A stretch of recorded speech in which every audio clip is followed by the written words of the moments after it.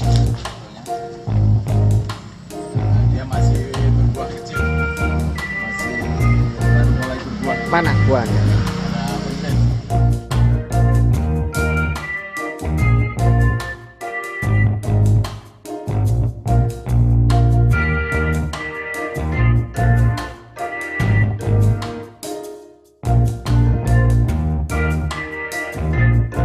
Ambil ya. Nah,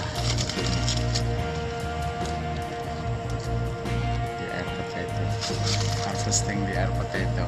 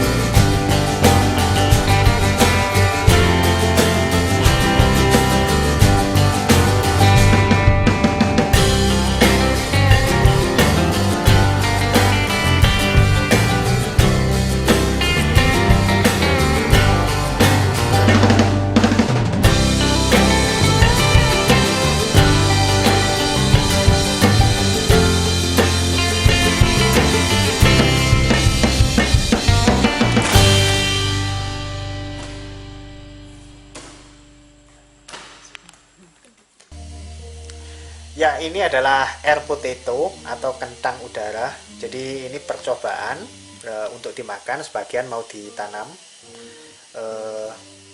Jadi saya ngupasnya juga nggak tahu. Tadi saya kupas dari sini terlalu dalam karena ini keras ya. Saya nggak tahu apakah ini masih mentah atau memang seperti ini. Nah, ternyata ketika dikupas tipis itu lebih mudah. Kita kembali menunggu air potatonya sedang digodok atau direbus. Rencananya bibit-bibit yang kita dapatkan dari Berau, Pak Sinung ya, dari kawan di Berau yang memang sudah membiakkan ini sejak lama. Lantas kita kepingin membawa bibit ini ke Kutai Timur. Jadi rencananya besok pagi akan ditanam di polybag kecil di rumahnya Pak Waskito. Kita coba tanam yang kecil seperti ini. Ya seperti itu, kelereng, sebesar kelereng, dan yang besar seperti ini. Terus kemudian ada lagi yang lebih besar lagi kayak gini. Jadi kita lakukan sedikit. Ini bisnis plan atau analisis usaha tani. Kalau kita menanam 1 hektar air potato ini memerlukan benih sekitar 200 kilo. Itu dengan jarak tanam 2 kali 2, itu kita mendapatkan populasinya 2000. 2000 apa? 2000 pokok, 2000 pohon. Kalau satu pokok kita asumsikan bisa keluar 3 kilo, maka dalam 1 hektar kita akan menghasilkan 6 ton, Mas. Itu cukup untuk satu keluarga, bahkan jual dia. Gitu. Sekarang harga jualnya mengikuti kentang biasa yang dari Dieng, 15.000 per kilo. Kalau kentang biasa 1 hektar itu dia ton? paling 3-4 ton. Yieldnya lebih gede ini. Nah, kalau pokoknya nanti sudah lebih tua, itu satu pohon bisa keluar 10 kilo. Ya, kita berharap dengan 3 kilo saja, dengan populasi 2000, itu 6 ton per hektar, Mas. Itu cukup. Perawatannya gimana, Pak? Oh, enggak ada perawatan. Tanam, lupakan, 6 bulan datang panen. Hampir tidak ada. Cuman itu tadi, Lilioseriser nih, hama itu yang harus kita... Tapi predator seperti celeng gimana? Nah, kalau dia jatuh, kalau di atas kan enggak ada. Kecuali ada kera, ada apa yang memanjat. Sementara burung enggak ada juga makan. Bulbil adalah umbi yang disimpan tidak di dalam tanah, tetapi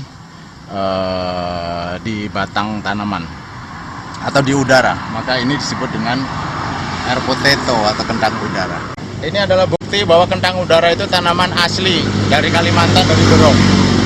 Ini adalah kentang udara yang kita temukan di alam liarnya. Ini kami ada di Jalan Pulau Sambit, tepatnya di depan kantor dinas kehutanan. Ini adalah purple air potato, kentang udara yang ungu. Itu buahnya di atas kalau mau diambil fotonya.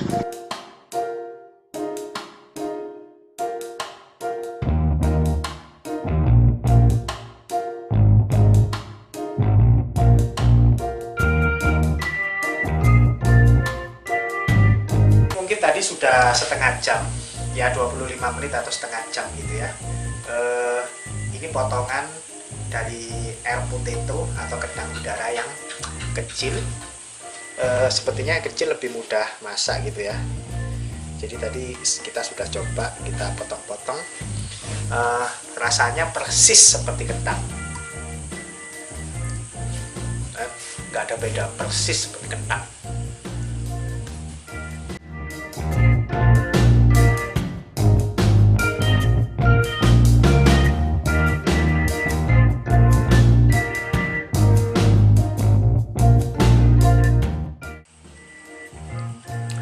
Yang besar rasanya tidak seenak yang kecil, malah atau mungkin kurang panas, kurang lama, jadi kayaknya kurang matang. Jadi saya akan memasukkan lagi ke dalam.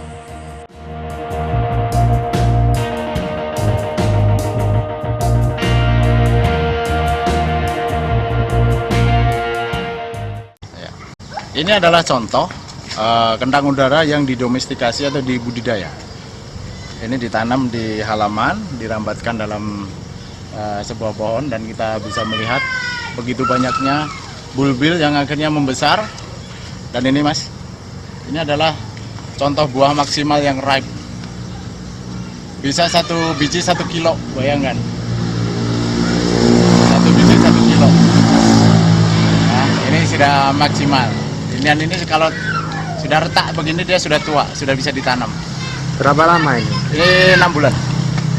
6 bulan. Dari pentil? Iya, dari itu ditanam 6 bulan. Enggak, maksudnya dari pentilnya itu. Iya, sekitar 4 bulan 5 bulan jadinya ini. Ini lagi, Mas. Nah.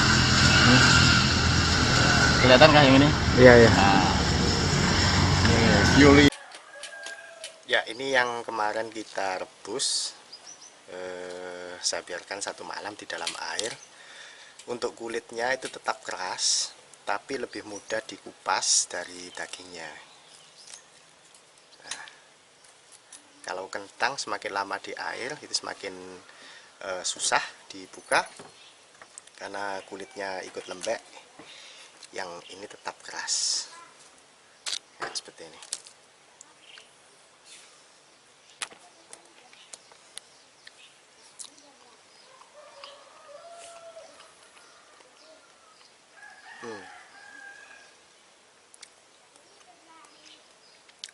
Ya, jadi kemarin itu terasa pahit hanya karena mungkin belum matang, tetapi ini sudah matang ya. Jadi ini direbus selama 1 jam lebih, jadi rasanya lebih enak. Eksperimen, rencana mau menanam bibit dari air potato atau kentang udara gitu ya. Saya nggak tahu bahasa lokalnya. Bahasa lokalnya apa Pak Mas kita? Jawanya gedubuk gitu ya. Nah, apabila kita sukses dari ini bisa tumbuh dan akhirnya bisa berkembang, maka mungkin ini akan kita tanam di dalam hutan lindung. Nah, kita tidak perlu terlalu khawatir karena ini tidak akan menjadi ekspansif spesies yang membahayakan, karena ini memiliki musuh pribadi, musuh alami gitu ya. Jadi ini ada kepik. Nah, kepik ini yang akan membatasi jumlah perkembangan dari air potato sehingga tidak menjadi agresif.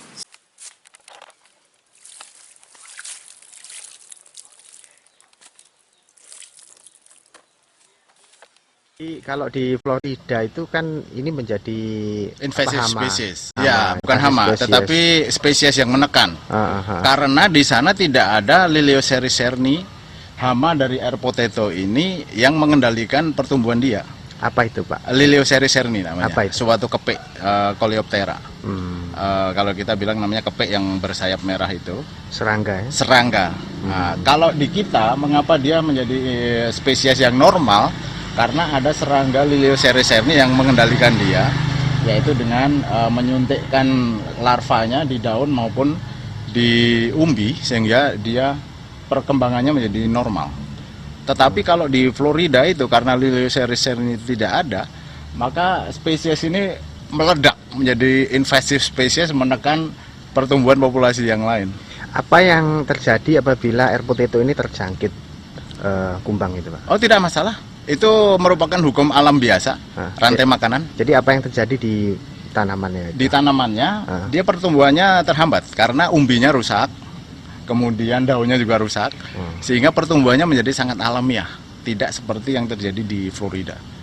Nah, maka untuk tumbuhan ini atau tanaman ini ya, mestinya tumbuhan atau tanaman kalau sudah kita domestikasi ini menjadi tanaman, itu untuk di Indonesia, di Asia itu tidak perlu dikhawatirkan karena dia indigenous, asli dari sini.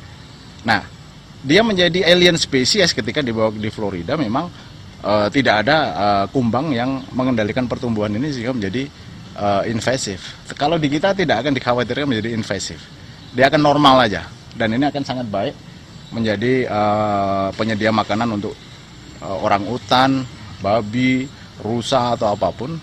Ketika nanti dia berbuah, fruitful, buahnya jatuh bisa dimakan sama hewan di atas, yang di bawah. Kalau dia di atas bisa dimakan sama apapun yang memakan itu, karena dia mengandung karbohidrat dan segalanya yang mencukupi untuk asupan makanan. Kita sudah menanam beberapa air potato, namun sekarang saya masih ada beberapa lagi air potato yang saya kumpulkan jadi satu. Nah, ini penampakannya. Jadi ada yang besar, terus kemudian ada yang tanggung, dan beberapa ada yang kecil sekecil kelereng ya. Nah, sekarang saya akan menanam beberapa air potato ini di sekitaran pohon pisang. Jadi harapannya nanti setelah dia bermunculan tunasnya, maka tunas itu akan merambat ke pohon pisang, naik ke atas, kemudian dia akan berbuah di sekitaran pohon pisang itu. Nah, jadi saya akan menaruh yang besar itu di sini. Saya mungkin akan taruh 3, yang besar, kecil, dan yang lebih kecil. Terus kemudian saya akan menaruh semua sisanya di sini. Ya, seperti itu saja. Kita lihat apakah dia bisa bertumbuh. Seharusnya dia bisa bertumbuh dan merayap di atas, ke atas pohon pisang ini. Jenis air potato, Pak, di Ada Indonesia? 4. Ada 4. Kita punya yang seperti ini, sweet yellow green. Ini edible, dia rasanya manis. Kemudian ada lagi, nanti bisa saya tunjukkan, itu purple sweet. Dia ungu dalamnya, tapi dia manis. Kemudian 2 subspesies yang lain, sebenarnya spesiesnya sama, dia Dioscorea bulbifera. Tetapi dia ada yang bitter, ada yang pahit, ada yang sweet, manis. Nah, yang bitter ini dianggap orang beracun, tetapi dia itu sebetulnya juga mengandung khasiat obat. Ada yang purple, itu pahit, ada juga yang yellow, itu pahit juga. Itu kalau diekstrak, dia itu mengandung saponin. Saponin adalah alat pertahanan tubuh, karena dia menyimpan umbi di atas. Nah, supaya tahan dari serangan penggerek dan lain, dia membuat dirinya agak pahit. Nah, tetapi khusus yang sweet yellow green ini kadar saponinnya kurang, sehingga dia menjadi edible untuk manusia dan binatang. Tetapi kalau yang bitter, yang pahit, itu kurang disukai oleh hama ataupun untuk predator pemakannya, tetapi dia memiliki khasiat obat. Keuntungannya untuk manusia, saponin tadi? Bisa diekstrak, kemudian dia bisa menjadi obat untuk Alzheimer, Parkinson. Ketika dia diekstrak, kemudian dikonsumsikan ke manusia dalam takaran tertentu, itu justru merancang urat syaraf itu yang tadinya tremor, bergetar, itu menjadi normal. Saya juga mendengar katanya ini bagus untuk melawan kanker, Pak. Betul. Jadi ini oleh beberapa orang Cina di Malaysia, itu mereka berani membeli air potato ini 1 kilo sampai 75.000. Gitu. Untuk diekstrak juga? Enggak dimakan karena menurut mereka ini adalah makanan fungsional. Ketika seseorang itu diabetes, dia tidak makan nasi, tetapi karbohidratnya digantikan oleh ini. Kemudian dari zat-zat di dalamnya itu juga mengandung beberapa yang sangat baik untuk kesehatan manusia. Kendalanya apa Pak? Kenapa ini tidak menjadi sebuah makanan pokok di Indonesia gitu kan? Ya itu pertanyaannya. Saya juga memiliki pertanyaan yang sama. Padahal tumbuhnya cepat kan? Iya, tumbuhnya cepat dan sudah Gampang. lama ada gitu. Jadi hanya nampaknya perlu campur tangan manusia untuk mendomestikasi dan membudidayanya supaya dia bisa berproduksi massal. Ketika Anda lepas di hutan, memang ketika kumbang Lelio serni-serninya ini tidak terlalu banyak, itu dia bisa berkembang dengan normal bagus. Tapi ketika Lelio serni-serninya ini dominan, itu dia menjadi tertekan oleh hama itu, makanya dia tidak bisa berkembang biak dengan normal. Makanya kalau ada campur tangan manusia, Lelio serninya dikendalikan, baik secara kimia maupun secara biologi. Untuk di Indonesia, di pulau mana saja Pak ini ada? Pulau Di besar? Nusa Tenggara Timur sudah, mereka sudah membudidayakan, mereka sudah mengkonsumsi. Di Berau sendiri sudah saya introdusir di Merabu, mereka menganggarkan dari ADK itu membuat dam farm, sehingga nanti akan diharapkan menjadi sumber benih. Kemudian mereka kembangkan sendiri untuk karbohidrat alternatif. Di Jawa? Di Jawa untuk yang spesies ini belum ada. Mereka memiliki spesies yang lebih jelek penampilannya yang disebut dengan kata. Tapi itu rasanya penampilannya kurang bagus. Atau Masih yang bagus biasa ini. disebut dengan gedobuk? Ketubuk. Ketubuk gitu. Di Papua ada Pak? Ada. Kalau Itu memang- Kalimantan asli yang yellow sweet green. Iya. Apa? Yellow green sweet. Sweet yellow green. Sweet yellow green. Sweet yellow green dan purple sweet kita. Kalau di punya Sulawesi Pak? Di Sulawesi ada juga, karena memang menurut yang saya baca itu dia endemik Asia Tenggara. Endemik indigenous Asia Tenggara. Jadi ini pangkalnya yang mana Pak? Di bawah Ditanam di mana? Di bawah. Yang pangkalnya di bawah itu. Yang mana yang mana? Yang bawah ini. Jadi ini. Ini nih. Ini yang berakar, kemudian ini adalah umbi di bawahnya, dan ini dia tiap tahun membesar dia. Tiap tahun membesar. Jadi keuntungan kita menanam sekali aja. Selama dia tidak digusur sama babi. Oh jadi sekali aja. Sekali ya? aja. Dia tambah tahun tambah besar. Ini dia dorman, kemudian dia tumbuh lagi. Yieldnya tambah besar, Mas. Pertama kali begini kita bisa berharap 2 kilo sampai 3 kilo. Tapi kalau dia tahun berikutnya bisa sampai 10 sampai 20 kilo.